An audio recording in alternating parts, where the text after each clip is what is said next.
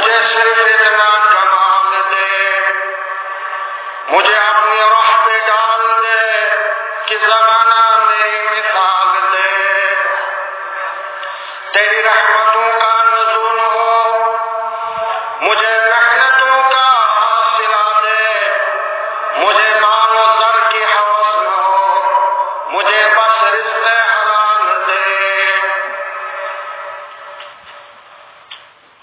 میرے ذہن میں تیری فکر ہو، میری سانس میں تیرا ذکر ہو،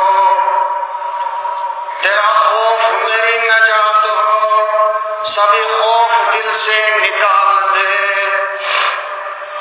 تیری بارگاہ میں خدا میری روز و شب ہے یہی دعا، تو رحیم ہے تو کریم ہے، مجھے مشکلوں سے نکال دے۔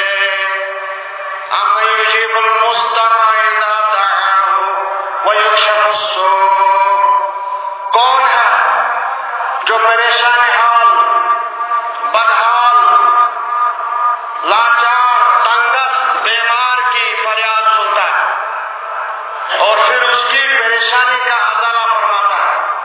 وہ اللہ ہے جل جلالہ وجل ذکرہ، جو خالق کی کائنات، مالک ارض و سماوات، مسبب الاسباب اور مدبر الامور ہے، جس کی ہم سب عبادت کرتے ہیں۔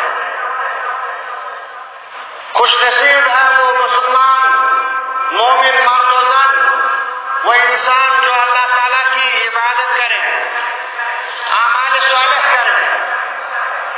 چونکہ ہم پہلے بھی پڑھتے آئے ہیں کہ ہمارا یہاں آنے کا مقصد ہی یہ ہے کہ ہم اعمال کریں اس دنیا میں، اور قرآن فرماتا ہے وَمَا خَلَقْتُ الْجِنَّ وَالْإِنسَ إِلَّا لِيَعْبُدُونِ، میں نے جنوں اور انسانوں کو اپنی عبادت کے لیے پیدا فرمایا۔ بہرحال اعمال حسنہ کو، اعمال صالح کو ضائع کرنے والی کچھ چیزیں ہیں، کچھ اعمال ہیں جن سے ہمیں زندگی میں اجتناب کرنا ضروری ہے، ورنہ ہماری عاقبت آخرت خراب ہو سکتی ہے۔ اسی کو ہم بیان کرنے کی جسارت کریں گے قبل اس کے کہ جس قرآن پر ہم سب نے ایمان لایا ہے وہ ہم سے یہ تقاضا کرتا ہے کہ ہم محمد عربی صلی اللہ علیہ وسلم کی اطاعت کریں، ان پر درود بھیجیں، درود بنے، عبادات میں، معاملات میں، معاشرتی زندگی میں ان کو ان کا اسوہ اپنائیں، ان کو ماڈل بنائیں۔ قرآن فرماتا ہے لَقَدْ كَانَ لَكُمْ فِي رَسُولِ اللَّهِ أُسْوَةٌ حَسَنَةٌ، بے شک محمد عربی صلی اللہ علیہ وسلم کی حیات طیبہ تمہارے لیے مشعل راہ ہے۔ بقول شخص، بقول غیر مسلم شاعر جو محمد عربی صلی اللہ علیہ وسلم کی مدح میں اشعار کہتے ہیں، کس نے قطروں کو ملا دیا اور دریا کر دیا، کس نے ذروں کو اٹھایا اور صحرا کر دیا، جس کی حکمت نے یتیموں کو در یتیم کر دیا اور غلاموں کو زمانے بھر کا مولا کر دیا۔ زندہ ہو جاتے جو مرتے ہیں حق کے نام پر، اللہ اللہ۔ موت کو کس نے مسیحا کر دیا؟ جو اچھے اعمال کرتے ہیں، جو اچھے انسان ہوتے ہیں، ان کے نقوش زمین پہ وہ اپنے نقوش چھوڑ کر جاتے ہیں۔ آدمیت کو گل سے ساما مہیا کر دیا۔ ایک عرب نے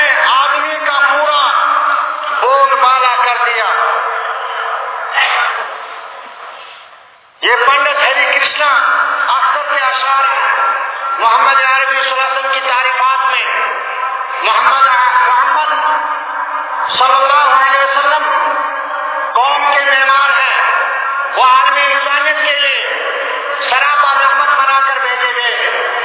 اسی لیے رب نے فرمایا وَمَا أَرْسَلْنَاكَ إِلَّا رَحْمَةً لِلْعَالَمِينَ، ہم نے آپ کو باعث رحمت بنا کر بھیجا۔ اے اللہ کے رسول صلی اللہ علیہ وسلم فرمایا وَإِنَّكَ لَعَلَىٰ خُلُقٍ عَظِيمٍ، آپ اخلاق کے بلند مقام پر فائز ہیں۔ آپ صلی اللہ علیہ وسلم اخلاق کے پیکر ہیں۔ ہمارا فرض ہے کہ ہم محمد عربی صلی اللہ علیہ وسلم پر درود پڑھیں۔ وہ نماز، وہ جنازہ نامکمل ہے جس میں محمد عربی صلی اللہ علیہ وسلم پر درود نہ بھیجا جائے۔ اللہم صل علی محمد وعلی آل محمد کما صلیت علی ابراہیم وعلی آل ابراہیم انک حمید مجید۔ اللہم بارک علی محمد وعلی آل محمد کما بارکت علی ابراہیم وعلی آل ابراہیم انک حمید مجید۔ اعمال صالح کرنے کے لیے ہر مسلمان کوشاں ہے، پھر بھی خطائیں بنی آدم سے ہوتی ہیں۔ محمد عربی صلی اللہ علیہ وسلم نے فرمایا کل ابن آدم خطاء، ہر بابا آدم کی اولاد انسان خطا کار ہے۔ وخیر الخطائین التوابون، بہترین خطا کار وہ لوگ ہیں جو توبہ کرتے ہیں، جن کو احساس ہوتا ہے اپنی غلطیوں کا، غلطی کے بعد وہ ثواب کرتے ہیں اور اپنے نفس کا احتساب کرتے ہیں۔ ہمیں احتساب کرنا ہے۔ میرا عنوان ہے اعمال حسنہ کو ضائع کر دینے والی چیزیں، وہ کام جو صالح اچھے حسنہ اعمال کو ضائع کرتی ہیں۔ سب سے پہلے جو اعمال کو ضائع کرتی ہیں وہ شرک ہے، اللہ کے ساتھ شرک ٹھہرانا، شریک ٹھہرانا۔ بحیثیت مسلمان ہم نے زبان سے اقرار کیا ہے توحید کا، کلمے کا، دل سے ہم نے تصدیق کی ہے، اور اب عملی میدان میں ہمیں اللہ کے سوا کسی کو بھی مشکل کشا نہیں ماننا ہے۔ معبود عبادت کے لائق اللہ ہے۔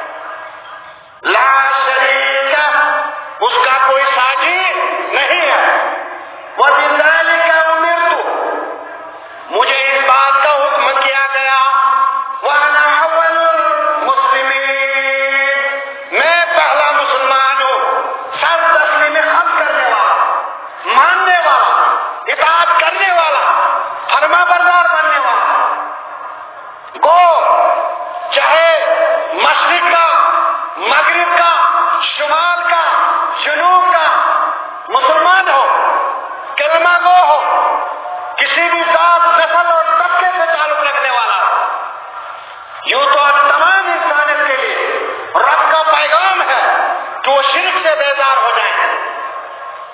اسی لیے رب نے اولو العزم پیغمبر کا تذکرہ فرما کر 25 پیغمبروں کا تذکرہ فرما کر یہ آیت نازل فرمائی، جو خطبہ کے ابتدا میں تلاوت کی۔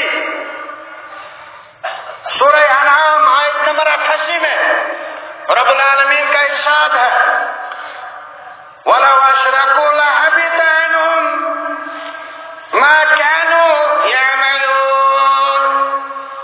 اگر وہ شرک میں مبتلا ہو جائے تو ان سے وہ چیزیں، وہ اعمال چھین لیے جائیں گے جو انہوں نے اعمال کیے، وہ حقارت ہو جائیں گے، وہ ضائع ہو جائیں گے۔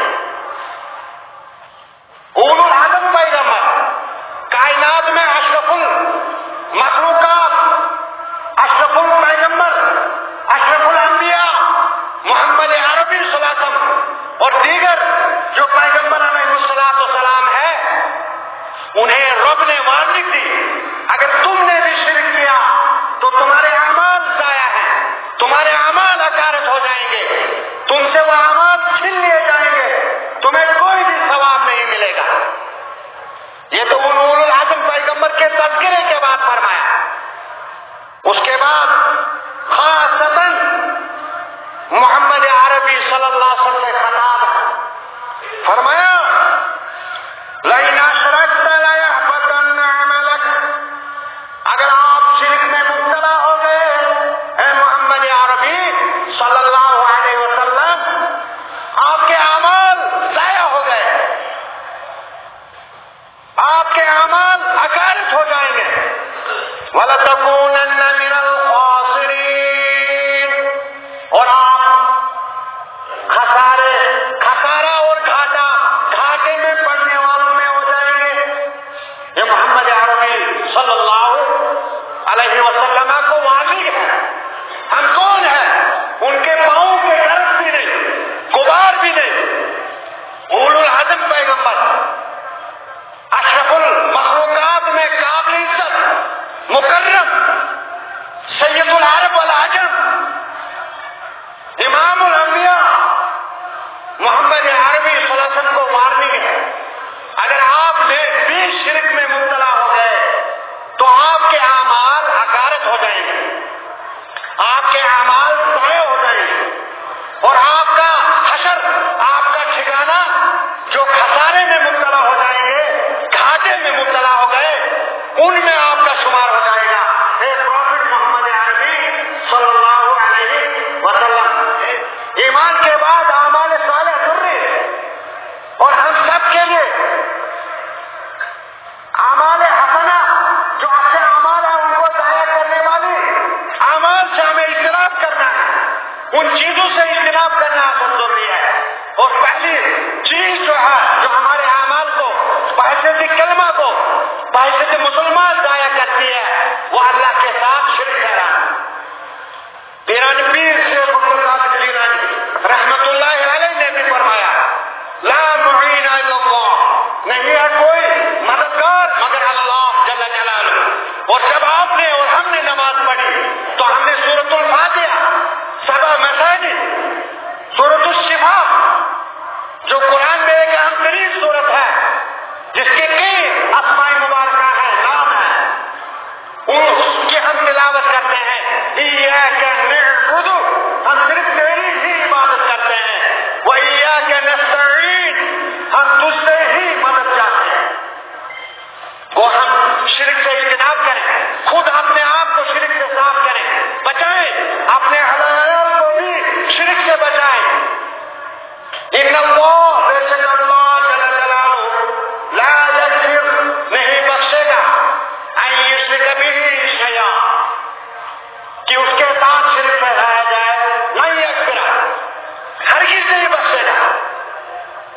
وَيَغْفِرُ مَا دُونَ ذَلِكَ لِمَن يَشَاءُ. اس کے علاوہ جو بھی گناہ ہوں گے جب بندہ رجوع کرے گا، عاجزی انکساری کرے گا تو رب العالمین اسے معاف فرمائے گا.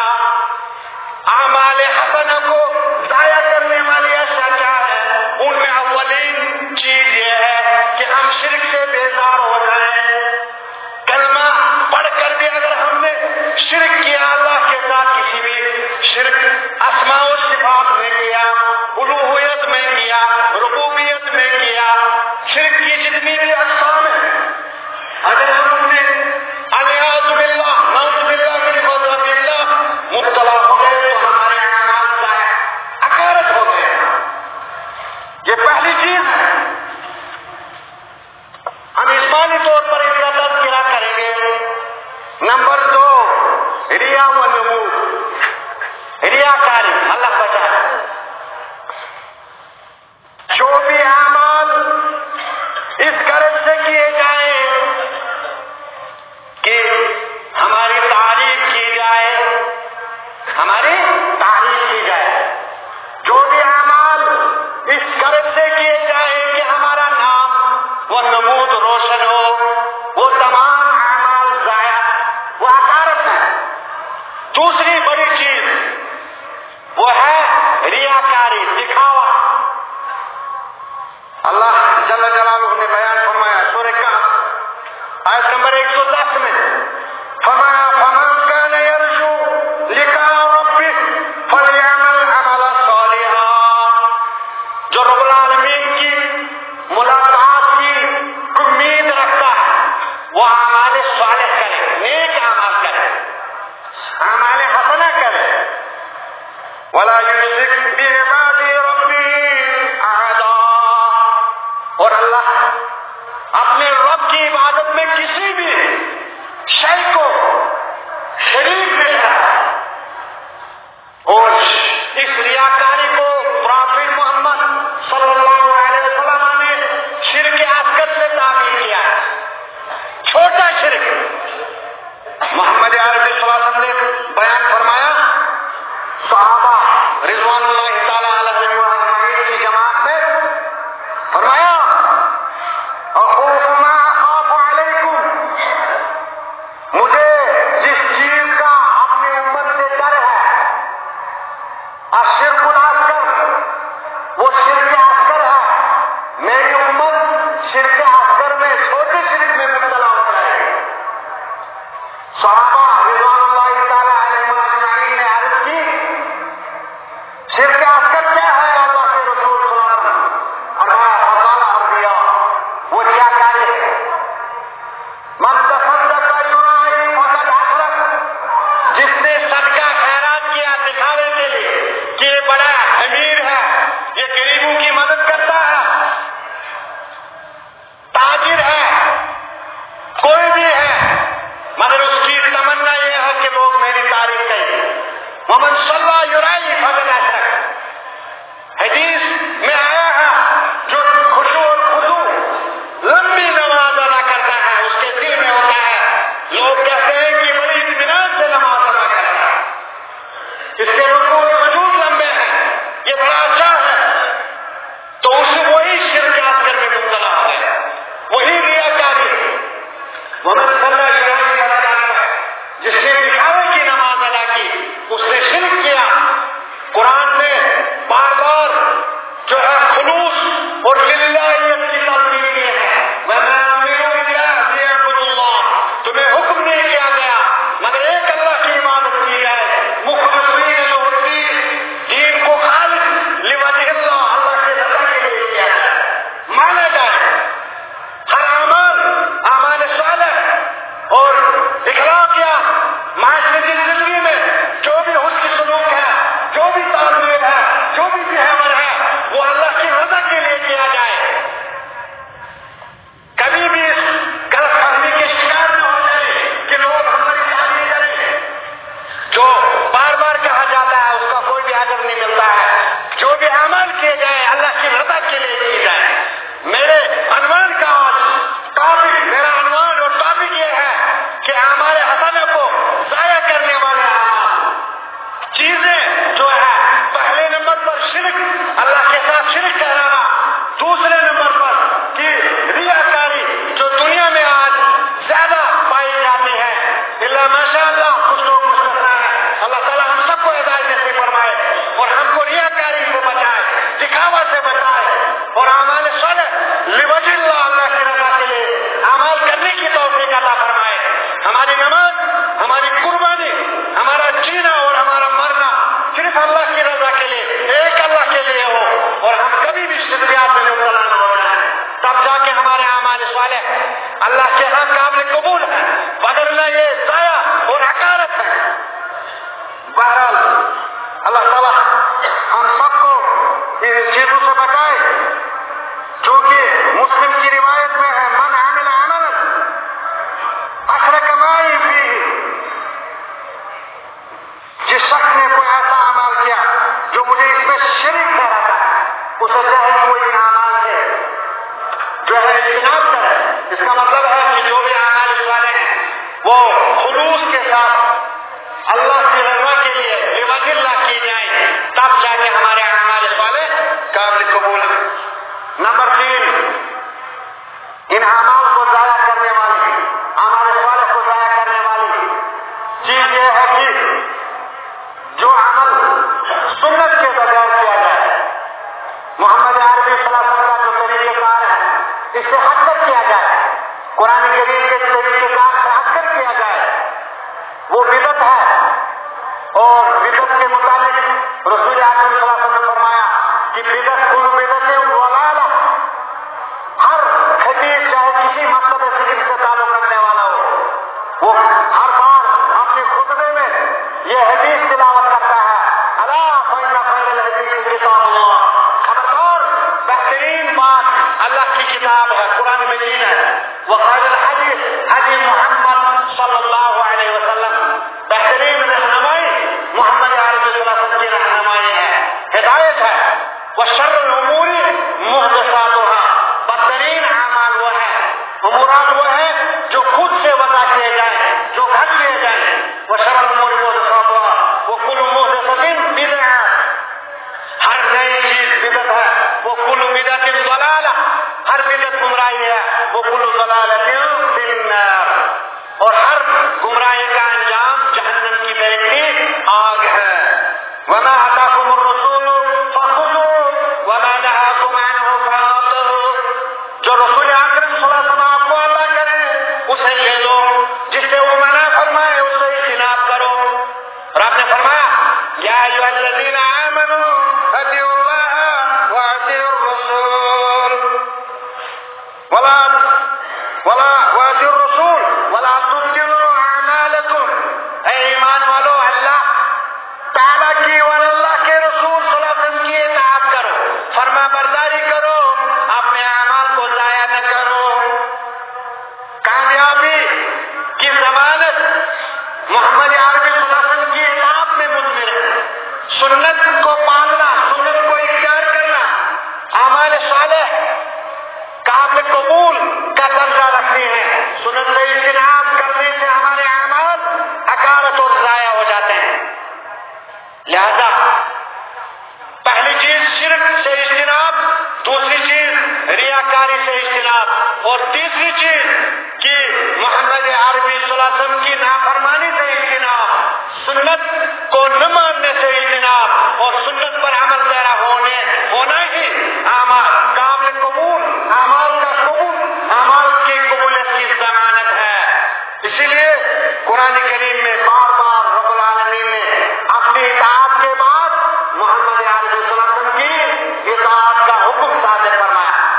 بلکہ رب العالمین نے فرمایا من اطاع اللہ، من اطاع الرسول فقد اطاع اللہ، جس نے رسول اکرم صلی اللہ علیہ وسلم کی فرما برداری کی اس نے اللہ جل جلالہ کی فرما برداری کی. مگر ہم سفالی طور، زبانی طور یہ دعویٰ پیش کرتے ہیں بحثیت مسلمان کلمہ کو کہ محمد عربی صلی اللہ علیہ وسلم سے ہمیں محبت ہے، ہم ان کے امتی ہیں، لیکن جب عبادات میں، جب معاملات میں، جب معاشرتی زندگی میں کوئی بھی فیصلہ آتا ہے، کوئی بھی عمل آتی ہے، تو وہاں پہ ہم محمد عربی صلی اللہ علیہ وسلم کے فرمان صحیحہ کو تعالیٰ اطاعت رکھنے میں جو ہے نمایاں کردار ادا کرتے ہیں. اس لیے ہمارے اعمال صالح حقارت اور ضائع ہو رہے ہیں. ہمیں اس سے اجتناب کرنا لازمی ہے. ہمارے حسنہ کو ضائع کر دینے والی چیزوں سے اجتناب کرنا اشد ضروری ہے. اب چوتھی بات جو ہے وہ کبائر اور فواحش سے اجتناب کرنا. کبائر جو بڑے گناہ ہیں اور جو فواحش ہیں ان سے اجتناب کرنا ضروری ہے. اعمال صالح کو کبائر جو ہے ضائع کر دیتے ہیں چونکہ اس سے اجتناب لازمی ہے.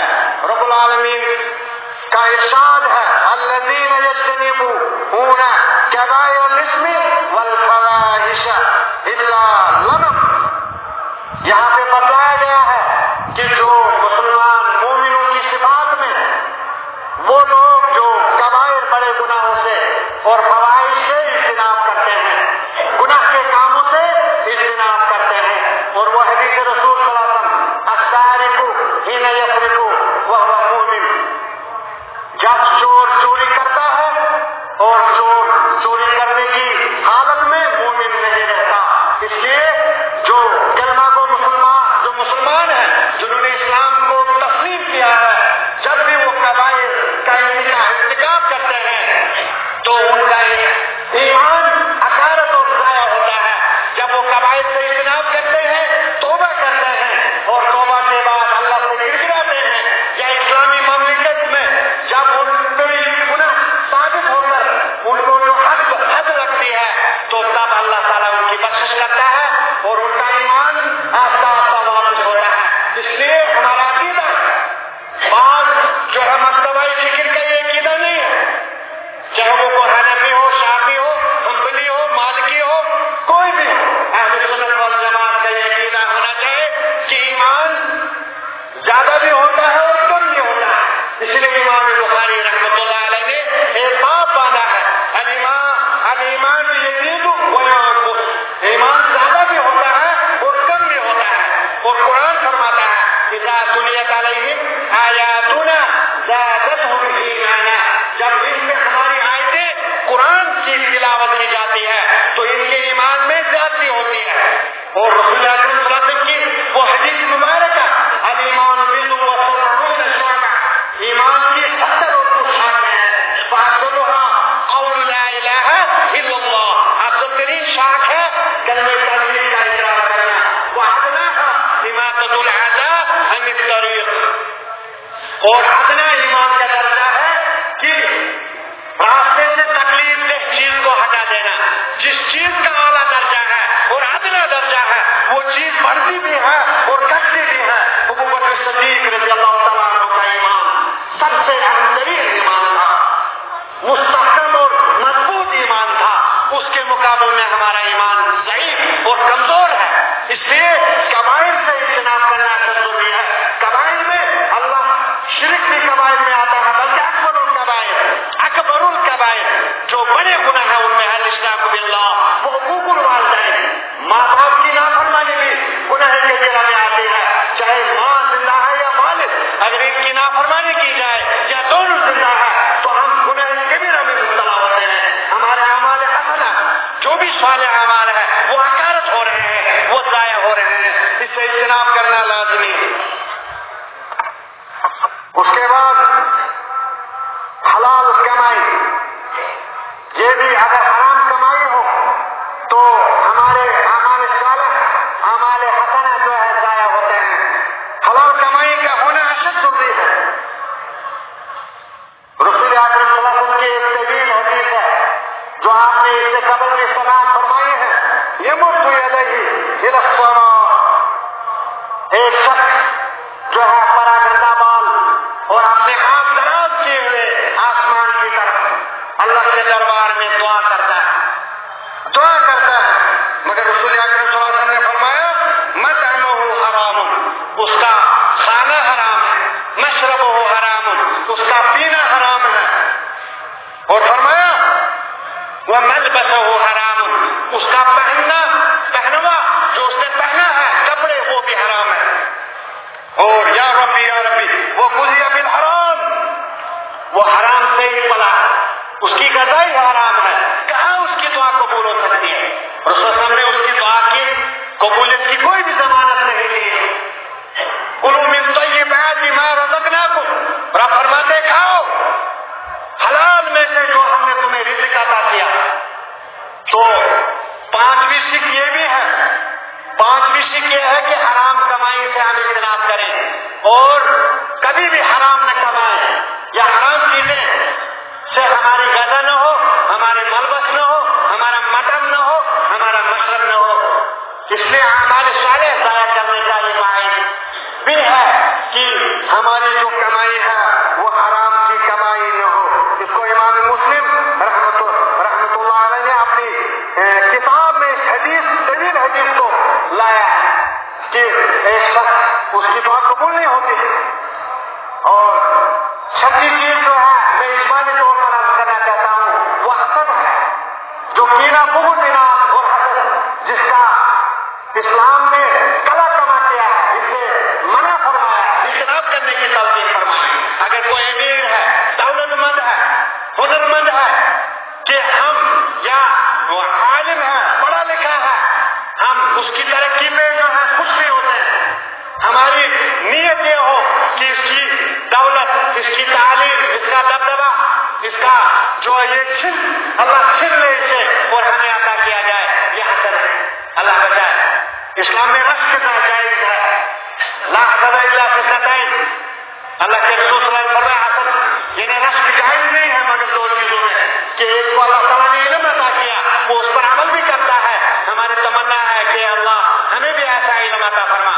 ایک شخص کو اللہ نے دولت عطا فرمائی، ہم اس کی تمنا کریں یا اللہ جیسے اس کو دولت ہے ہمیں بھی دے، ہم تاکہ اللہ کی راہ میں خرچ کریں، تاکہ ہم بیواؤں، نادانوں، مسکینوں، محتاجوں کی مدد کریں۔ لیکن یہ دل میں نہ ہو کہ اس کی نعمت اللہ چھین لے اور ہم چلیں۔ حسد کی ایک الگ موضوع ہے، میں نے اس سے قبل بھی حسد کے بارے میں تذکرہ کیا ہے۔ معاشرے کے اندر یہ برائی زیادہ پنپ رہی ہے اور حسد میں ہم مبتلا ہو رہے ہیں۔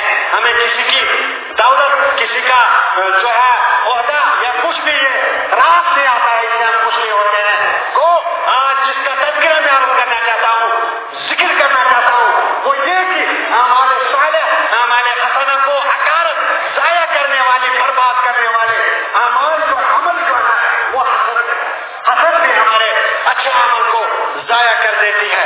حقوق العباد، آخری چیز جو ہے اللہ، آپ جانتے ہیں کہ ہم بار بار یاد کرتے ہیں دین اسلام و مذہب ملت ہے جس نے حقوق اللہ کے حق کے بعد حقوق العباد، بندوں کے حق اور اللہ کے حق کی پاسداری لازمی قرار دی ہے۔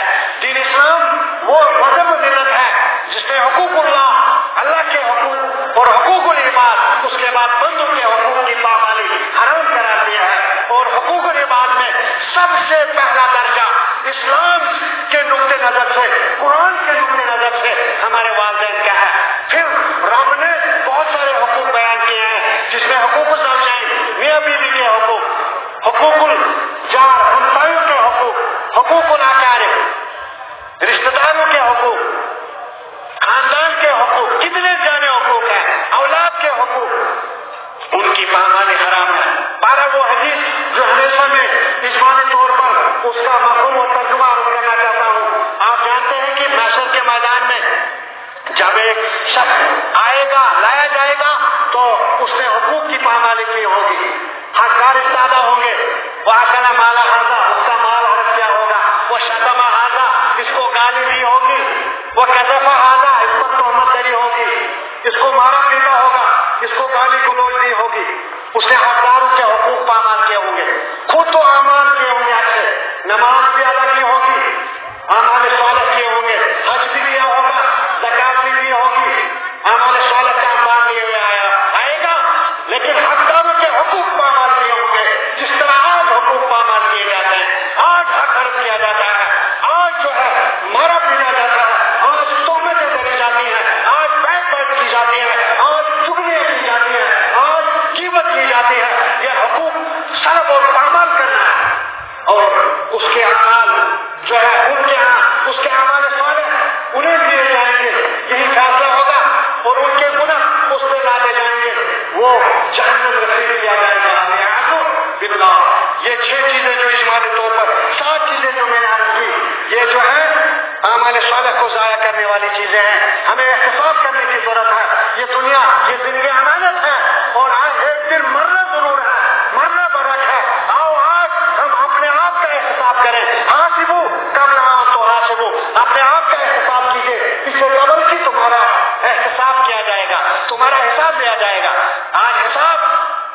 حساب کرنا ہے، کل کوئی بھی حساب نہیں کرے گا، لہذا زندگی امانت ہے، ہمیں اس کی طرف